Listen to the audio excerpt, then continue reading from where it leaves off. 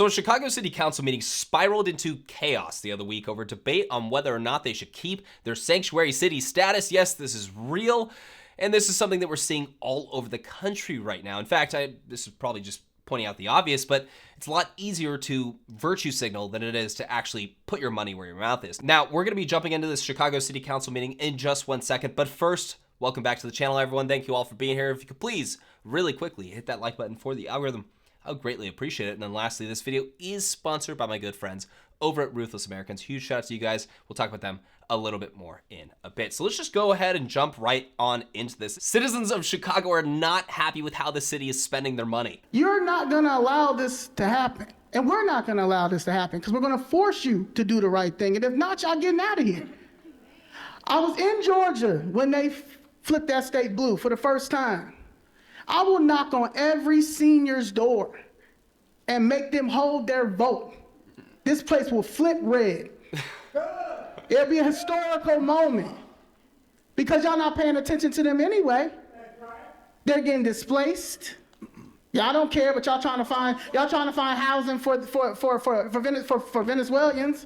for the Latinos, for all that. Y'all keep sending them over here when they need to go back. Y'all, one time have y'all sent ICE there. ICE need to come. Calling for ICE now. This place will flip red. I love the guy in the background too that's just cheering her on while she's on this rant. Many people are getting pushed to their limit. They have had enough. Next up, this is Alderman Anthony Beal speaking at the city council meeting. I do believe that we need to have the people also to vote on whether or not they want to remain a sanctuary city. The reason I have brought this with some of my colleagues to the floor is not to eliminate Chicago as a sanctuary city. But what it is to find some kind of compromise and threshold to stop the bleeding that we're undertaking right now. When you look at what the city is dealing with, we're spending, when we had 12,000 migrants, we were spending $31 million a month at that time.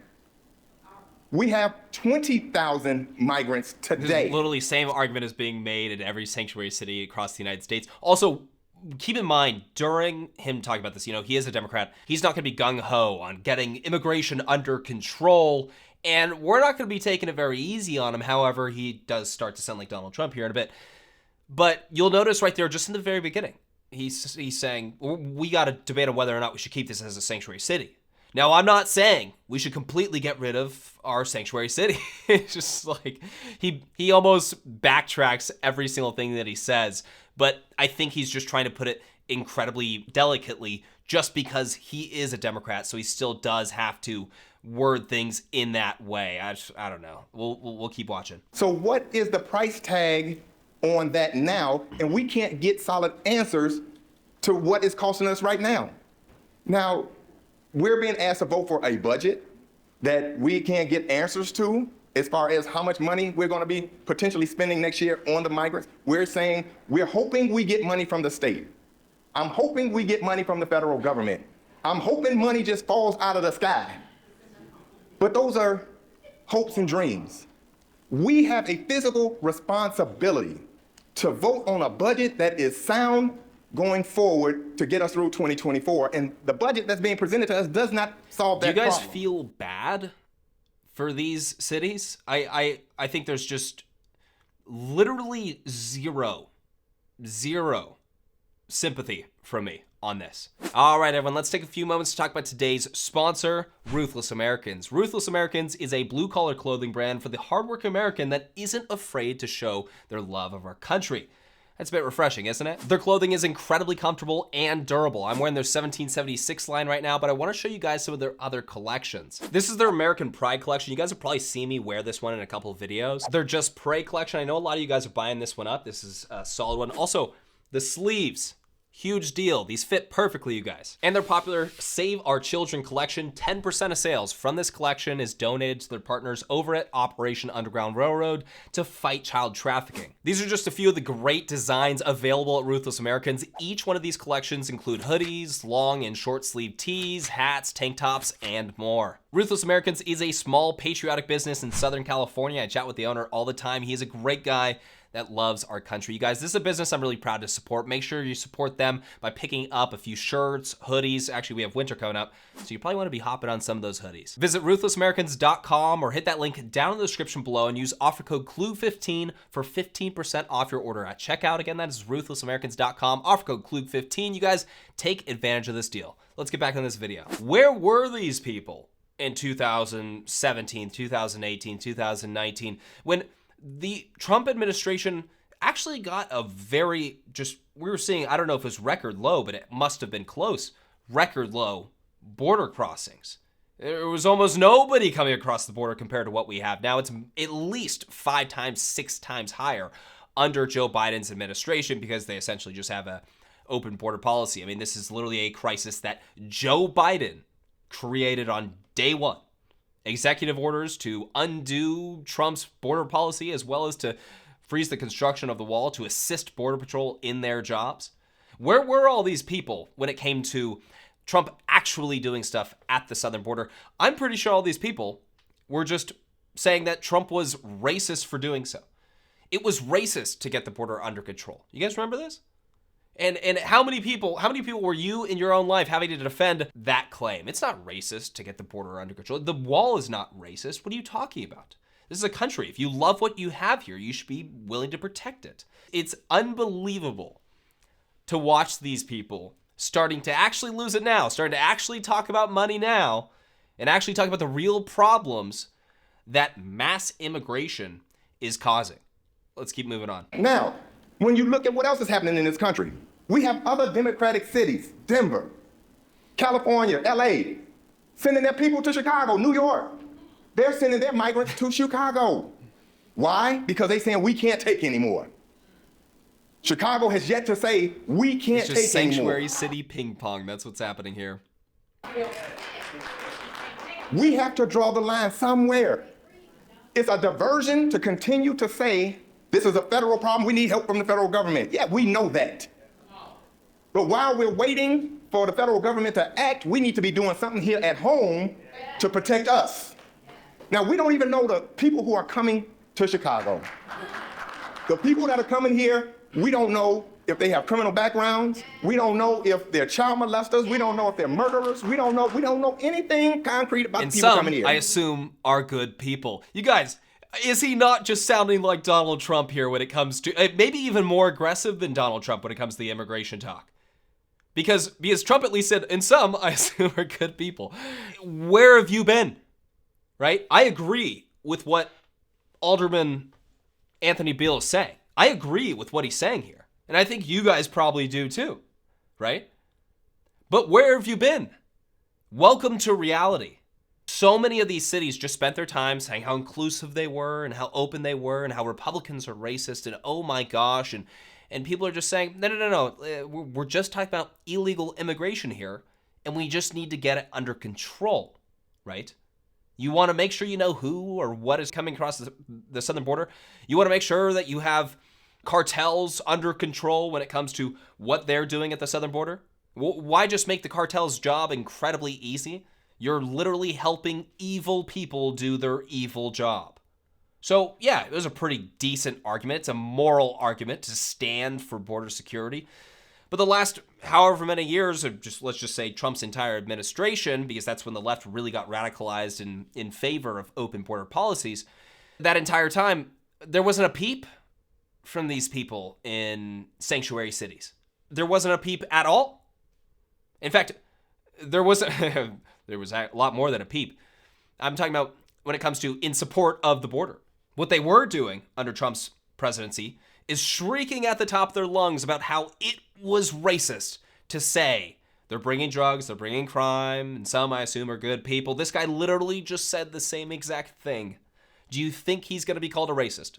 Do you think he's going to get booed and hated on and the city's going to talk about how he just hates more minorities? He hates Venezuelans. He hates Central Americans. Probably not. Probably not. He's a Democrat. He's held to a different standard. If you give me 3 meals, housing, child care, education, a voucher for $9,000, you know what? I come to Chicago too. And that's what they're doing. They're telling people, and they're sending money back to back to Venezuela, to come to Chicago because they're saying, hey, the good times are rolling there. They're taking care of everybody.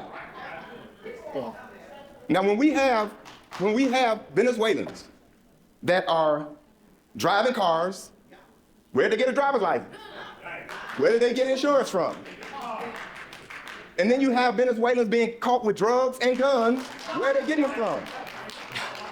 I don't know. We should just send way more to your city. That's what we should do. You guys have had the privilege of just virtue signaling without actually having to handle the border crisis for a long time. I don't know. Maybe just send more.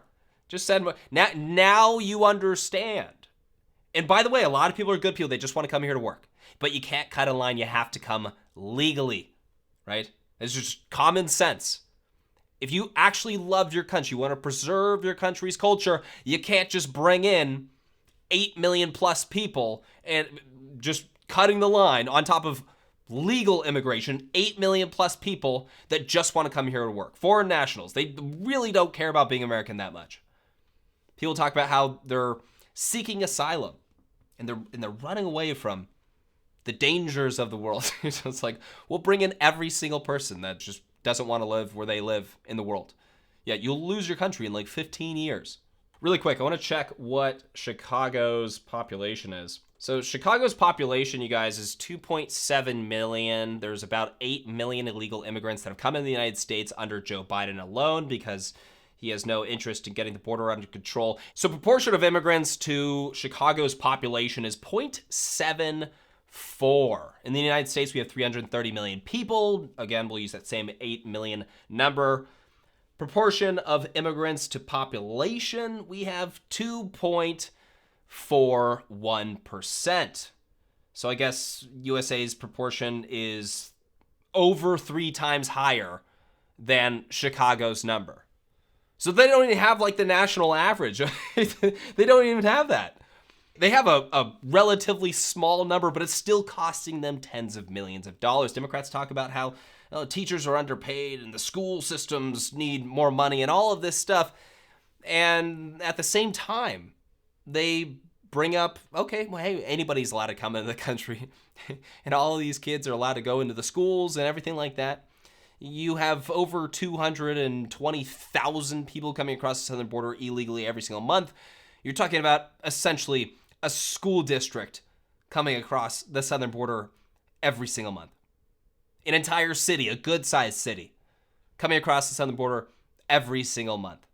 I think a lot of these people just never think about this stuff. And I love, going back to Anthony Beale, I love what he's saying here. He's right. You should be looking after your people. You should be getting this under control. But man, where have you guys been? I think most people just love to see the chaos in a sanctuary city like this. I have a bleeding heart for the people who are coming here that are honestly trying to do better for themselves. I'm with that. But I'm telling you one thing. I'm with my people more, okay? I'm with my people more. And so all I'm asking is to just put this question on the ballot, non-binding, in order to give the people of this city a voice that they have not had, because nobody ever asked the city of Chicago, do we want to be a sanctuary city? Do we want to be a welcoming city? And I'm gonna close on this. This is my third closing. Sanctuary city or welcoming ordinance says nothing about we have to provide services and goods. Sanctuary cities, all it says is the city of Chicago will not cooperate, organize with the federal government, detain for people to be deported. That's all it says. So where do we get off saying that we have to spend 30 to 40 million a month that we don't have? Well, one thing about that, yeah, if they got rid of all those resources for all those people coming over there, it would take 1 month for the people of Chicago to completely freak out because all these people are running around homeless and don't have food. So that would probably be a problem for them. That'd probably be a problem for them. But you also see how kind of delicate he's putting it. He kind of backtracks a little bit. Oh, well, we don't have to do this, but we can keep it as a sanctuary city. We just don't have to give them money. Okay, sure. You guys, I wanted to highlight that just because I find it comical that this guy right here, Anthony Beale is essentially quoting Donald Trump and just saying totally reasonable things, but we're going to put our people first, right? Saying totally reasonable things, except for he's going to get absolutely no heat for this. He's not going to get called racist for this. Where were the Democrats? Again, I'm going to say this for like the 10th time. Where were the Democrats under Trump's administration showing support for getting the border wall constructed, assisting Border Patrol agents down at the southern border in their very, very dangerous job, getting illegal immigration under control? How many people have I talked to on the street that just don't care about this at all? Oh, just give it to them. Open border, no wall, no nothing. It's an incredibly immoral stance to take. Because down at the southern border, it's not all hunky-dory. You have the most evil people on the face of the earth, the cartels, down at the southern border that thrive in times like this. Joe Biden's America, open border, everyone can come through. These cartels are making more money than ever before. These are people that will literally take a baby out of a mother and stuff her with drugs, send her over the border when there's a massive caravan to distract all the Border Patrol agents. That's how evil these people are, and that's not even like the worst of what the cartels do. And yeah, these folks on the left, these folks on the left ignore all of that. They don't care. It doesn't matter. It doesn't matter at all that the cartels are having the best years of their lives. Folks on the left do not care. Bring over as many people as possible. They don't need to assimilate to our culture. None of that. If you don't love your country, you don't want to protect it. I want to move on to this piece right here, just because this really shows how much damage is being done across the country. Daily Mail: migrants move into Boston's airport as Sanctuary City runs out of beds for them, and Democrat governor warns border crossers that her state is full. Oh, Democrats. Sanctuary City. This is really immoral when it comes to allowing all these people across the southern border, just letting them into the country, not having anywhere for them to go, having them sleep on the streets. Now, you could fix the immigration system and actually try to get people to come here legally that actually want to become Americans, that actually want to adopt our values, that'll better the country. Migrants were seen sleeping underneath blankets on benches at Boston Logan International Airport on Friday. They arrived at the Massachusetts shelter. CAP reached its maximum, and there is deadlock over how to spend $250 million for emergency shelters. You guys, we have all these things going on in the country. Gas prices are skyrocketing. Your monthly bills are skyrocketing. Rents skyrocketing. Houses, you can't even think to buy a home right now. Not just that, but wages have been cut with insane inflation. Cities need to be cleaned up. There's drugs everywhere. There's crime everywhere in a lot of places. And this is how we're spending our money when it comes to this is how these sanctuary cities are spending this money. It's hard to believe or even make an argument that they care about their actual citizens. Hundreds of millions here, hundreds of millions there. We have New York City right here. The city has spent more than $2 billion on the influx of asylum seekers into the city. That number is expected to balloon to $12 billion over the next 3 years. Yeah, that's their focus. That's their focus. They can focus on spending all that money. And you know what? They probably should be the ones spending all that money because they're the ones that voted for this. They're the ones that voted for the open borders. Hey, you want to do that? Cool. Front all that cash. The only problem is we're on a big ship together, and essentially they're sinking it with us on board. You guys, let me know what you think about this video down in the comment section below. Let me know what you thought about Anthony Beale's commentary down in the comment section below. It's a good speech. It'd be fantastic if it happened like in 2017. It'd be fantastic. Yeah, we'd be totally on board with him. It'd be fantastic. It'd be a great speech. It was basically a good speech. But now that they're actually having the job of putting their money where their mouth is and no more virtue signaling, that's all gone because reality is here. They don't seem to like it very much. You guys, if you enjoyed this video, please make sure to hit that like button. Make sure to subscribe for more videos and hit that bell notification button so you're notified next to my post. And I'll catch you all in the next video.